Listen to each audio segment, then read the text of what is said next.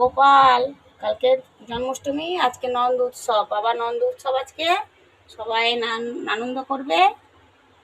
এই বাবাকে ভোগ দিয়ে পুজো দিচ্ছি। এই লোকনাথ বাবা, এই লক্ষ্মী দেবী, এই গণেশ, এই গুরুদেব, আমার গুরুদেব, আর এই ভোলেনাথ, আর এই তারা মা, সবাইকে ভোগ দিয়ে পুজো দিয়েছি। উপরে খিচুড়ি দিতে নেই বলে উপরে সব এমনি দিয়ে পুজো, বড়া টড়া দিয়ে পুজো দিয়েছি। নিচে সবার ভোগ আছে, সবার ভোগ। আমি এখন পাঁচালি করতে বসবো। এই সবাইকে ভোগ দিয়ে পুজো দিলাম, সবে জোগাড় করে উঠলাম এবং জোগাড় করে দিলাম। দেখো না, 2টো বাজে, 12টার সময় খানোর কথা। গোপালের জন্য আমার খুব রাগ করেছে। গোপাল বলছে এত দেরি করে। আমি গোপাল ঠিক আছে, একদিন দেরি করেই খাও।